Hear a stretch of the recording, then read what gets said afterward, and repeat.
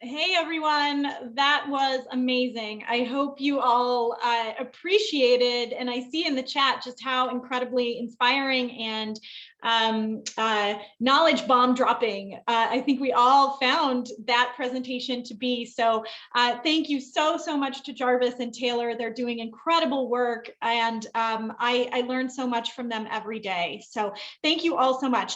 At this point, I would love to move us to our next session, which will be with Dr. Mallory Roman, our Director of Research, who will give us an overview of our research program here at Sister District.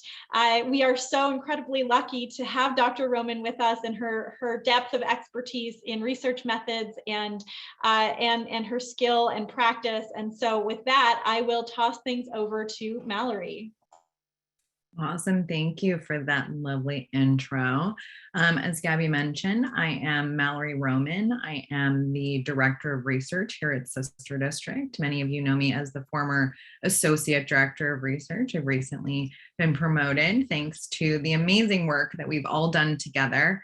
I've been at Sister District since August of 2018. So this is my 4th summit. I'm thrilled to be seeing so many familiar faces, to be seeing so many familiar names.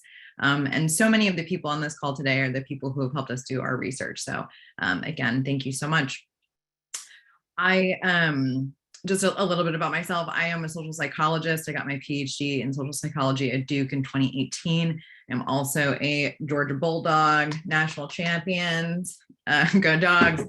And I've been at Sister District since I left graduate school. It's been an amazing way to apply my skills. And we have such a unique research operation here. So I'm going to tell you guys a little bit about it. I know so many people are familiar, but we'll go a little bit over the research that we conducted last year and released last year. We will go over a little bit of research in more depth, and then we will do a little research behind the scenes, if we could. So SDAN is Sister District Action Network. We are the C4 side, the nonprofit side of the Sister District organization. We share the same exact pillars of strategy to win elections and support organizers, to develop legislators, and educate and empower voters.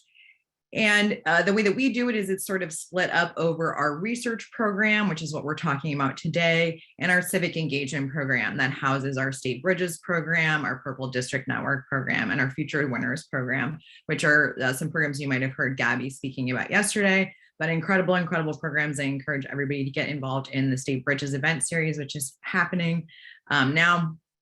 And then over on our research side, where we're trying to win elections and support organizers by identifying the best practices to talk to voters, mobilize voters, register folks to vote. And we do that through randomized control trials, otherwise known as experiments or RCTs. Pseudo experiments, so those are things like natural experiments, or we have some sort of situation that occurs where we can use it as an intervention. Surveys, like when we look at direct responses from our volunteers or from voters. Secondary research, which is an area that we're expanding more into, which is sort of our way of looking at the broader electoral landscape, answering some of those important questions about what's influencing voters and our legislatures in general. And then finally, we do some political analysis as well. So for instance, we've released some political analysis about each of the last couple elections. So that's been really exciting for us. In 2021, we conducted a variety of experiments and pseudo experiments. They included the personalized and mobilized reminder text message study, which some of you may have been drafted into. Essentially, in this study, we were looking at whether or not sending an additional personal text message reminder about an event that a volunteer had RSVP'd to would be useful in helping people to show up, in addition to that automatic reminder that Mobilize sends via text message. The short answer there is we found that it wasn't really any different. So it saves us all a little extra time of sending those personal text messages. We also ran a new voters of color postcard study in Virginia. We were very fortunate, based on the really narrow inclusion criteria of this study, which was just 18 and 19-year-old newly registered voters of color who live in Virginia, We were able to include every single one of them in our sample. And we sent a variety of them, or a number of them, postcards that welcomed them into the fold as voters, encouraged them to vote in the upcoming election, and just gave them some information about how they could do that. We also ran the Votes and Values postcard study, which many of you participated in. We also ran that in Virginia, and essentially we tattled on a bunch of People's Republican state representatives about the ways that they had voted that were counter to the values of their constituents based on some issue scoring we had available for them. So both of those studies, we just got the data back on that, and we'll be doing the analyses and writing those up in the next couple of months, and we're really excited to share those results with you. We also ran a phone banking pilot last year. Some of y'all helped us with that, testing Neil's 3 rings rule. We had some methodological issues, so we are not going to release the results of that. What we're doing is we're going to run it again, solving those methodological issues so we can really provide a pure look at the 3 rings tactic. And then we ran some fundraising studies with email and social tests revolving around the State Bridges program, and we will be releasing that data very soon. In terms of our broader electoral work, we completed 4 different secondary research studies, many of which are in stages of being released now. And we've recently released what we like to call the demographics report, which is a report about the demographics of various constituencies around the country, looking at sort of the differences between Republican representatives constituencies and Democratic representative constituencies. And it is, as we might expect, the Democratic constituencies are much more representative of our demographics as a country. We also do some, like I said, post-election analysis and op-eds. For instance, we released an op-ed around last Thanksgiving in the Hill, talking about sort of our down ballot roll-off problem that Gabby mentioned yesterday. And then we also do some other projects, and we try to increase the visibility of the research that we're doing. We are very honored to have been featured in Analyst Institute's annual digest. Last year, we had 3 different studies featured in the digest. We also received a grant for the Votes and Values study, an innovation grant. So we were honored that other people in the industry space think that we're testing interesting novel ideas, and we're only able to do that because of many of the amazing people on this call. We also did the 2021 impact report and then the internal program evaluation process that goes along with that. So we were able to share the amazing work that the project's been doing and that the various civic engagement parts of Sister District Action Network are doing. And then finally, you may have joined me on Instagram Live for my Mondays with Mallory series that Ariana hosts. It's a really fun opportunity for us to share our research in the space, and just sort of talk about how we use research to inform our behavior. The first spotlight I want to do is just talk a little bit about one of the studies that we did in 2020, but we released the results in 2021. This, again, a study many of the people on this call helped us to complete. This was a study where we sent 20,000 postcards in 2 separate waves to 10,000 different voters in Florida and Minnesota. We did that one ahead of each of the primaries, so 2 GOTV postcards, as they're known, get out the vote. And what we saw was a positive, significant results for primary turnout. We saw a larger primary turnout rate for the group of people who received postcards in both of the primaries that we were targeting them for, the presidential primary where folks just vote for presidential candidates, and then the state primary where they vote for everyone else. So we were really excited to see these results. And we were also really excited to see this cost per vote. For this strategy, the cost per vote was $32 or less. This is very good compared to most other strategies. So this is a pretty successful primary turnout tactic. And then we also released a downstream analysis of the 2 primaries study, looking at what was not an intentional consequence. We weren't thinking that people would really change their votes or be more likely to vote in the general election because they received primary postcards, but we just wanted to see if there was any kind of lingering downstream effect. And even though it wasn't statistically significant, people who received the primary postcards were almost 0.6% more likely to turn out to vote in the general election. So we actually did see some small lingering effects from that primary tactic, which does indicate that, like some people have said in the past, postcards might be particularly effective as an early in the cycle tactic. Another study that we released a little bit of, but we're going to be releasing some new data via a article manuscript that we're writing with our collaborators at University of Michigan, is the crowding at the ballot box study. This is a study that we ran where we did a survey with folks that also included an intervention. And we've released the survey findings before, but we've never released the voting findings yet. So we fielded a survey to 564 voters in California, Florida, and Michigan.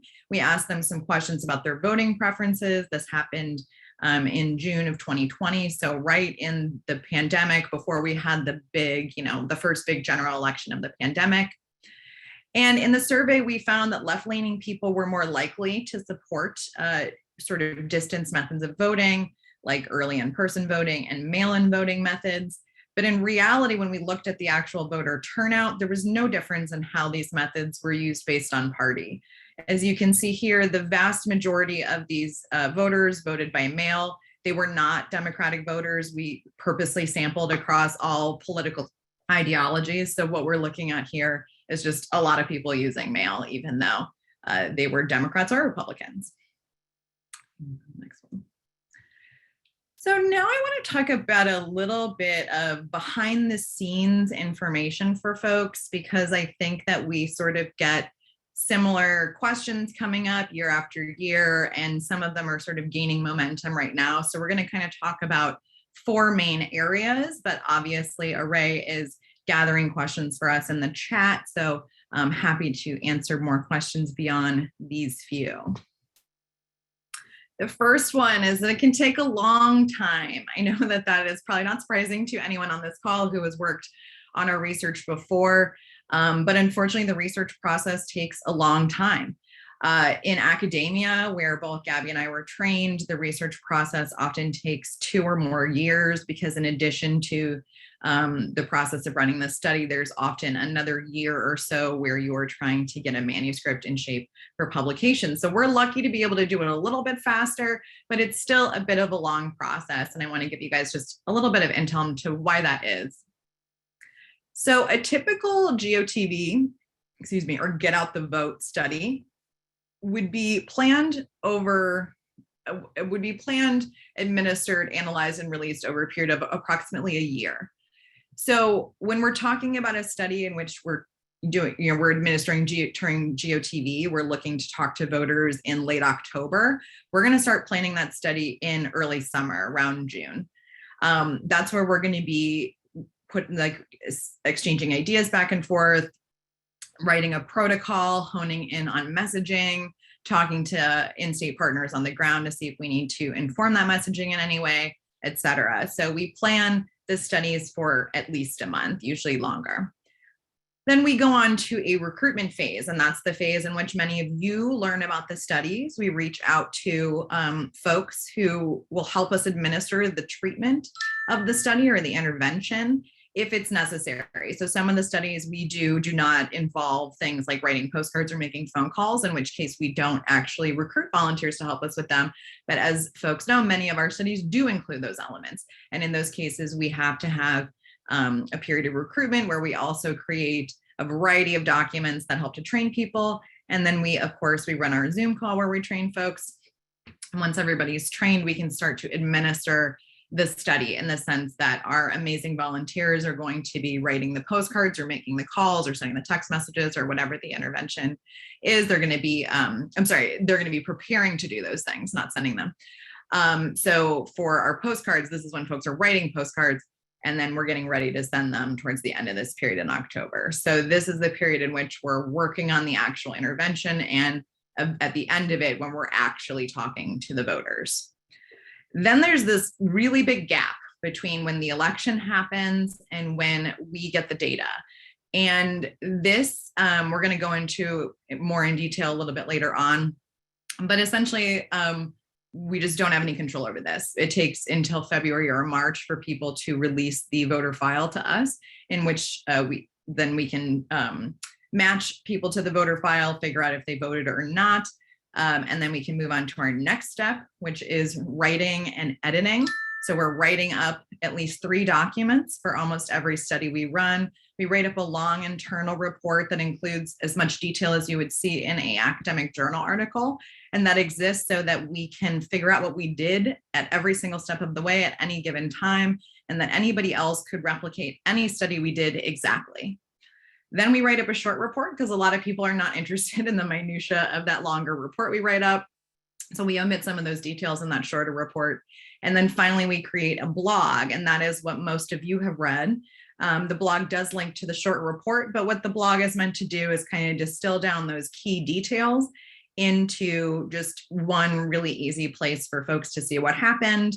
And then we publish that on the website. So you can see that that timeline takes almost an entire year to complete. Sometimes we can do it a little bit less time. Sometimes it takes a little bit more time for some reason. For instance, Mississippi, for some reason, doesn't upload their voter data usually until August, as opposed to the February, March timeline that other states are working on. So for instance, in our 2019 studies, we were really backed up on this timeline. But we just want to establish this is generally the timeline that we're operating on. So unfortunately, we don't always have the results to share right after the election, but we're just as anxious as y'all, and we are very much always matching the data as soon as possible so that we are able to release our findings as soon as possible, because we know everybody on this call cares about those findings. The second thing that I want to talk about is the fact that most political research is not publicly available. So we have published a variety of one-pagers on our website with the intention of sharing sort of industry research and insider research. And part of the reason that we have to be really vague is that we are not allowed to share most of the research that we try to share. So I just want to delve into a little bit about what's going on there so people know, why we do that. So who is doing political research? There are basically 4 main groups, broadly speaking. There are consultants, and this is a group of people who are made up of both freelance consultants, like political pundits that you've heard about, but also entire organizations of these consultants, strategy organizations. And then there's also an organization that is specific to politics. It's called the Analyst Institute. It's made up of a variety of people, some academics, some data folks, some people who just do political research, have worked in politics for a long time. And that group of people is often the consultancy group that is analyzing the studies for a variety of popular organizations that you hear about doing research. Academics are also doing a lot of research. As we've talked about before, academics tend to find higher effect sizes than we do when we actually deploy these things to voters. But they do a variety of research on a variety of topics, and they publish that research in academic journals. They talk about it in the popular press, and they talk about it on social media. So if you follow some of these folks, you'll be able to get a lot of their hot takes and the gist of their research. Then there are polling organizations. We all know about polling organizations. They either do polls for themselves, to release as a polling organization, or they're hired by candidates to do polls, usually about that person's campaign. And then there are organizations, and there are a variety of organizations that do political research. This is not necessarily exhaustive, but they include, political action committees, nonprofits like SDAN, voter volunteer organizations, which is, Sister District is both a PAC and a volunteer organization. And then unions are big into political research.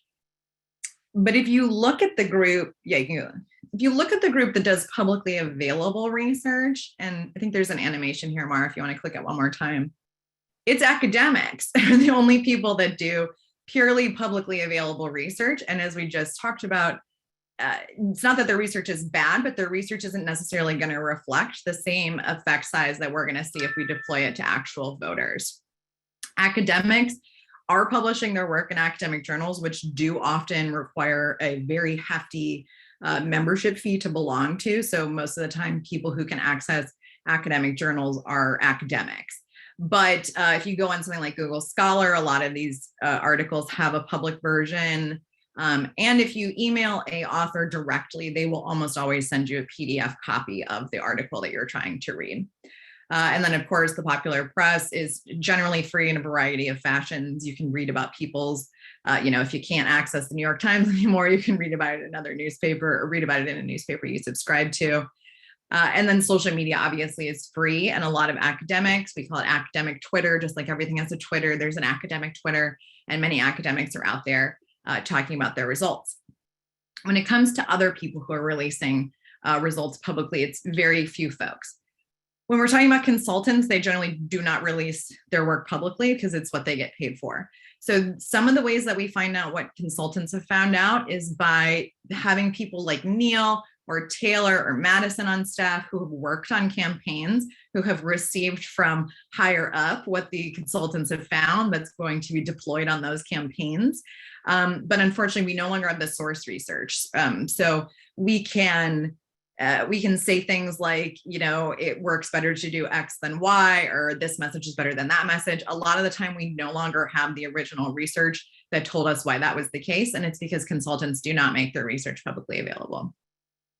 The Analyst Institute is an interesting organization because technically their research is available to the progressive research community. So if you are plugged into the progressive research community, you have people who will vouch for you, you can join the Analyst Institute via the analyst group and have access to their research. It's an incredible resource, and we use it all the time.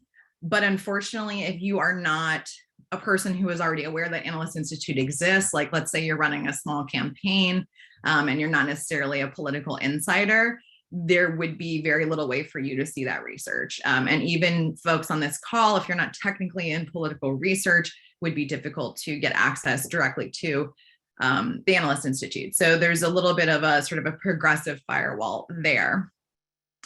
In terms of campaigns or polling organizations, we're going to maybe get some results from polling organizations when they release them publicly, but the vast majority of polling is not going to be available to us. So anything that candidates are running themselves is generally not available to the public. And then even polling organizations only make some of their polling available. And sort of same thing for organizations in general, PACs, nonprofits, volunteer orgs, unions. A lot of these folks are doing research. It's up to them if they want to make their research available and when they want to make it available. So all of this is sort of just to say that SDAN occupies a really interesting and unique space here because we make all of our research publicly available. We sort of act in sort of an academic industry capacity in the sense that we strive to do academic quality research. We strive to be completely transparent about it. We strive to include academic reforms that have come out of the replication crisis, like, for instance, pre-registering our analyses. And then we also strive to make every single result public. The only reason we haven't made that phone banking pilot public that I mentioned is just because it has methodological issues and we're going to do it again. So eventually those results will be public. But we take it very seriously that every single person who wants to figure out if these methods work should be able to find out if they work for free, without membership, and in a way that is exhaustive and rigorous. The third point I want to get to is that not all research is created equal, and we're not here to dump on anyone else's research. That's not appropriate, but we just want to kind of give you some guidelines for how you might evaluate research claims in the wild, and that applies to us too. We are not infallible, and we're also not the only word on anything, right? So you should always be employing these gut checks and these guidelines whenever you can. The first thing to think about are methods, the methods that the research uses. Are you looking at something that is an experiment where you could make some causal conclusions, or are you looking at something correlational where maybe there's some existing difference between these groups that you might want to be thinking about? Like, for instance, if we're talking about effects based on traditional gender binary, there are all sorts of things that might be different about people beyond just the gender that they identify as, and they may be correlated with gender, et cetera, et cetera. So there are all sorts of reasons why correlational research might call some things into question. It can also be really good and really helpful. As we all know, as I've said before, research about smoking and lung cancer is correlational. It doesn't mean it's not good. It just means you should be a little cautious interpreting the causal relationships there. Does it have an appropriate sample? Does the sample make sense? Is it enough people? Is it too many people? Is it a group of people that you can generalize to the group of people that folks are trying to talk about? Like, are we gonna go into a retirement home and survey folks and then say this is representative of all voters? I don't know that that's necessarily an appropriate sample, right? You want to look at how things were randomized. Absolutely nothing can be completely perfectly randomized. That's not possible. But you want to see if care was taken to randomize as much as possible and as thoroughly as possible, and to make researchers as blind to the randomization as possible. Our methods clearly defined. Every single time that you look at research, there should be a very clear method outlined. And if it's not there, then you should be skeptical. There should also be a variety of relevant statistics every single time that you look at research. They should include p-values, confidence intervals, some indication of effect size, measurements of error. So we always include these in the short reports. So they're not necessarily in the blog, but they are always available for folks to look at, because you want to be able to have a variety of indicators that what you're looking at is meaningful. In terms of conclusions, are conclusions appropriate for the data? Are the statements reaching way too far? Are they too broad? Are they overgeneralized? Are they taking findings about one group of people and trying to expand them to a different population that doesn't make a lot of sense? And then, are they believable? I think a lot of people think that you have to have really specialized knowledge to kind of say, that doesn't make a lot of sense. And I'm here to liberate you from that constraint. If something doesn't make a lot of sense, it might just not make a lot of sense. And if conclusions are not believable, you should take another look and you should maybe dig a little bit deeper. And the other way that you can do that is look and see if the conclusions are in line with other people's conclusions. Are other people doing similar work, saying similar things? Because then that's going to give you an indicator that you can trust what you're hearing. And then finally, look at the messenger. Are there any obvious conflict of interest? And are they disclosed if there are obvious conflicts? Is there a vested interest in getting positive results here? Do we need this tactic to work in order for us to meet obligations or expectations? And then finally, again, do other sources support the conclusions that this person is making? It's very important to look at consensus, because science is a team sport. And then finally, voter data comes from the voter file. And we can go to the next slide and I'll just delve into this. So Catalyst and TargetSmart are the two most popular voter files for Democrats and democratically aligned organizations. This is where the vast majority of state parties are getting the data that is in VAN and all of that kind of jazz, in addition to actual voter data that comes from the state. A lot of the modeling and algorithms and stuff are coming from these two consumer voter files.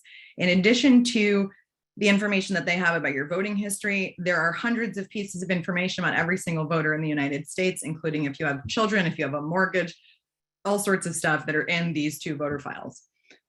We personally have access to TargetSmart. So that is the voter file that we use to target folks and to match them back in our experiments.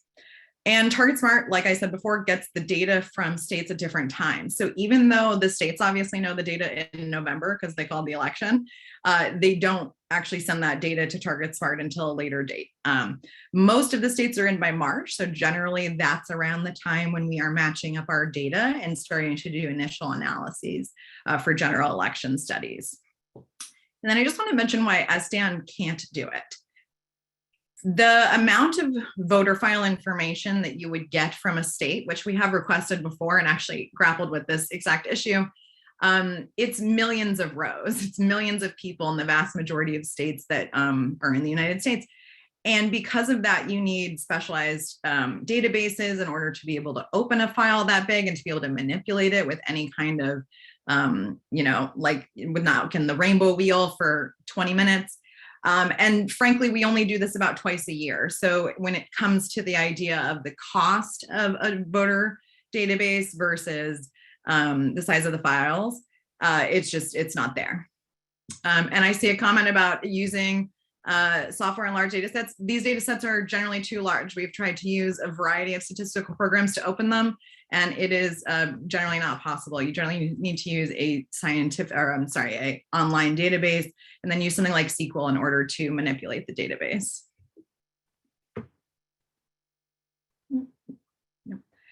And then finally, there are a variety of research resources that you can have that we have available to you on our website.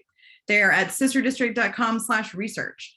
There are sort of four main big resources there. We've got our research reports. That's our biggest one. Those are the blogs for all of the available research that we've conducted and published. We have a section for white papers, which are our white paper project is basically a project in which we are taking a lot of our old research and we are writing up those academic quality, essentially journal articles, and we're publishing them so that people can have as many details as they want about our research. We're also releasing our secondary reports as white papers. So if you haven't read our demographics report yet, you can read it in the white paper section on this page. We also have the research one-pagers, and they are getting updated right now, and they will be coming out soon. And then the study spreadsheet is at the bottom, and that's going to tell you about every single study that we've conducted and released, and it will link you to the appropriate documents. So those are some great resources that we have on our website. And that's it from me. I think we have a little time for Q&A, and Ray has been graciously collecting questions from the comments. And if you have any questions or comments we don't get to, feel free to email me directly at mallory@sisterdistrict.com.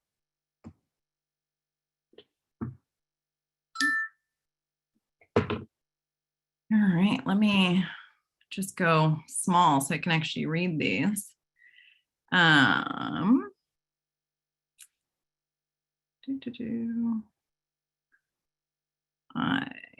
here we go. Thank you, Array. Array's the best. Okay. Do we know how effective handwritten postcards are?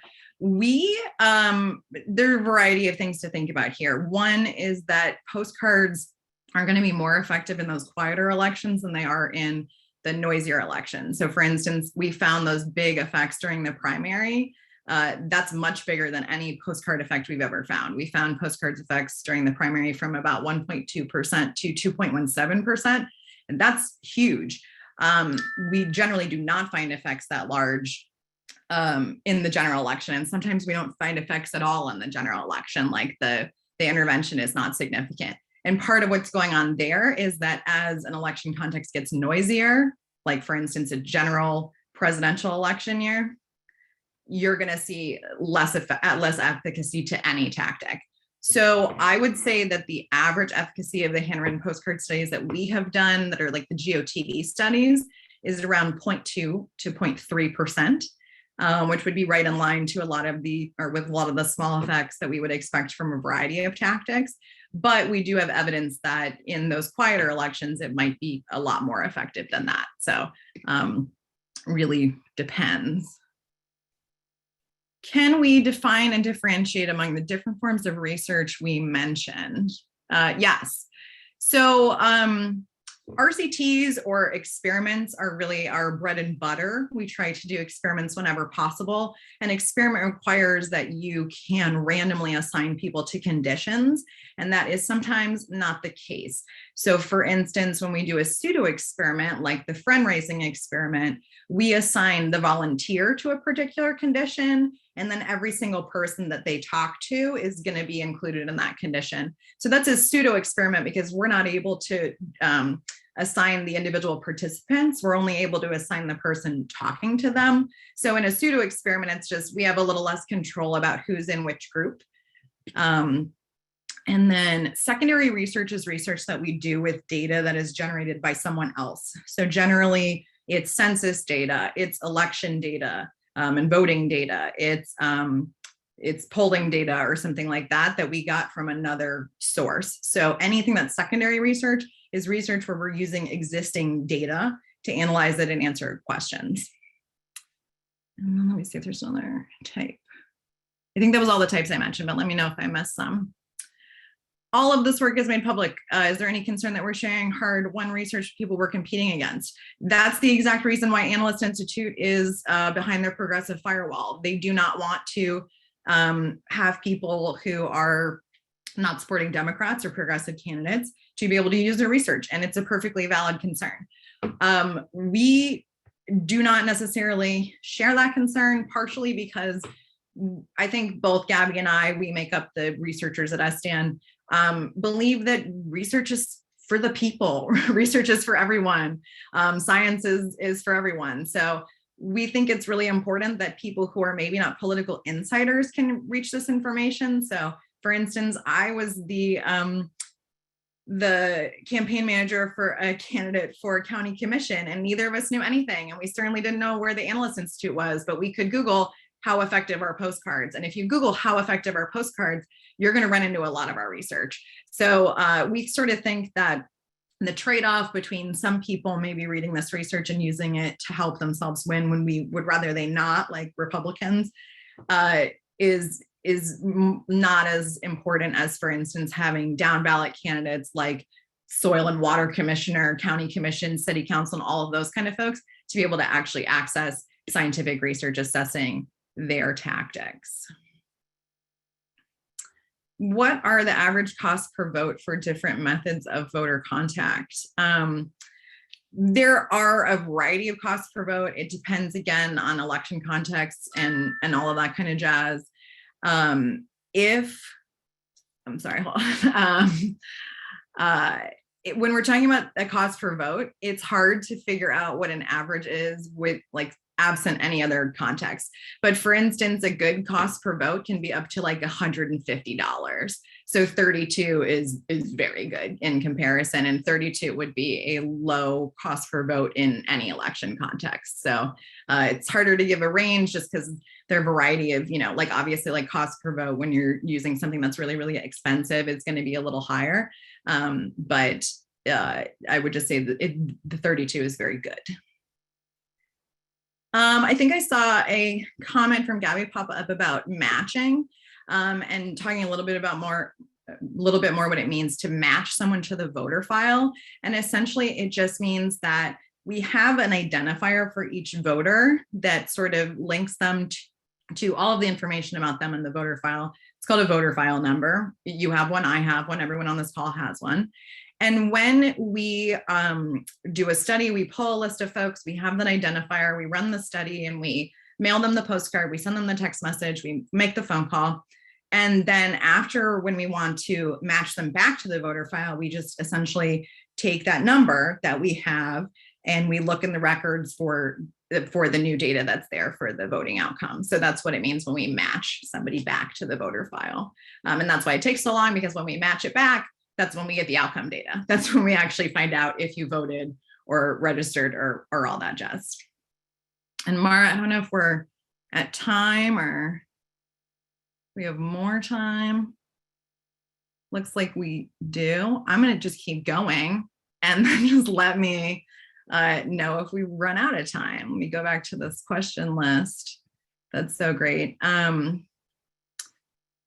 So would more postcards or following up after one contact increase turnout for primaries? It's possible. What we know about multiple contacts is that there's sort of diminishing returns. So that first contact is going to get you the biggest bump, and then the next contact is going to get you a little bit more of a bump, and then the next contact is going to get you a little bit more. There are not necessarily exhaustive studies about all of this. And for instance, I'm not aware of one about postcards where it's like layered up to 6 layers of postcards.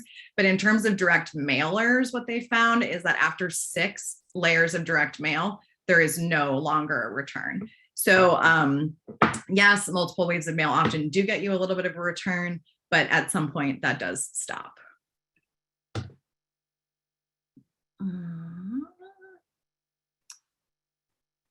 Okay. Are SDAN experiments part of the campaign? Are they generally nonpartisan or GTV related? We generally don't work directly with the campaigns. We do sometimes. There are a couple studies that come to mind. For instance, when we did the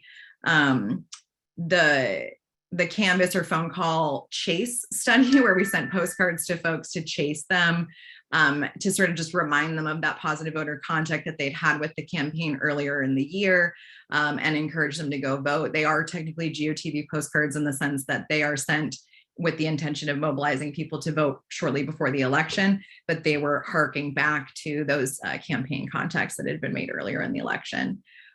We do often try to use Gabby's Amazing Race targeting when we look at any state. We make sure that we are administering these postcards and all of that kind of stuff in winnable purple districts. We try to make sure that that's happening all the time. We also try to make sure that it's happening in our target states. So it's not necessarily always our campaigns candidates, but it is always people who we need to reach in winnable districts in states that we're working in. All right, so many good questions. I'm like getting lost in here. Have we ever studied the effects of using different kinds of postcards, for example, artsy versus standard vote graphics? What a great question. It's certainly something that is on our list. So we have noticed, there are a variety of differences that can come up between postcards that have nothing to do with the message. They can look different. They can look more like mailers versus personal. They can really catch the eye. They can have a lot of attention to detail on the inside with different markers and highlighting versus plain, and all that kind of jazz. So we are going to be trying to start to isolate some of those things in experiments, along with potentially some other interventions. So stay tuned, because that is certainly something that is on our list. All right. Positive messages can be sidelined by a GOP dog whistle, suggesting that undeserving people of color are benefiting, or that harm is being done to white people. What solutions does your research offer for these lies and dog whistles?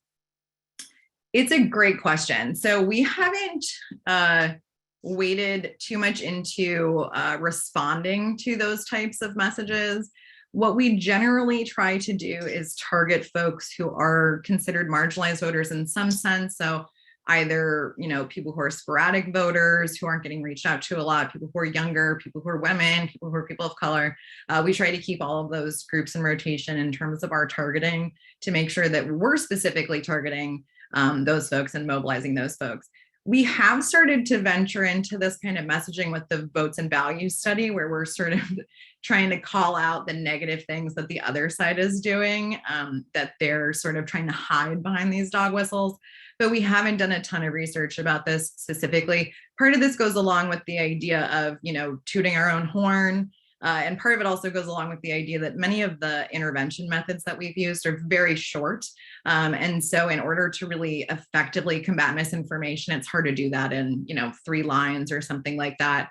And sometimes when you bring up misinformation, I think somebody mentioned this, sometimes when you bring up misinformation again, you're actually just reminding people that that was said, and you're not actually effectively combating it. So it can be a tricky area to wade into. What is the quality of polls by consultants? Isn't there a conflict of interest inherent in the research done by a consultant? Yes. So there are a variety of issues with consulting. I remember reading an article, I think it was in the New York Times after the 2016 election, and it said something like, political consultants do not have a better than chance batting average at winning elections. And I think that is one of the reasons why here at District District, we don't employ political consultants. We employ people like Jarvis and Taylor and Neil, who have experience on the ground, who know how to win elections, and they're not attached to putting their name on something that's going to make a lot of money or being a talking head on the news. They're interested in telling folks what really works to win elections. And so, yes, that is a concern. Unfortunately, people need to be paid for their work. That's important, right? So unfortunately, some of these political jobs do have sort of inherent conflicts of interest issues, because people are getting paid to do the work, and most people want their work to reflect well on them.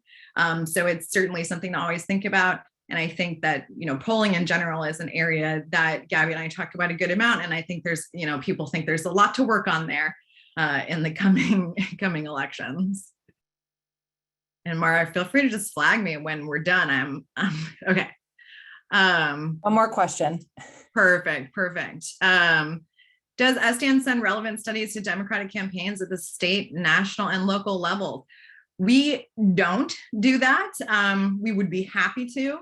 Everybody is able to see our research, and Gabby and Jarvis talk all the time to caucuses and candidates and all of those kind of folks, and they can direct them to our research. But that's part of our new push with visibility, with like the Mondays with Mallory series, making sure our research is featured at Analyst Institute and things like that. That's part of how we're trying to get our name out there, but it's a great idea to reach out directly to important candidates, and we'll keep it in mind.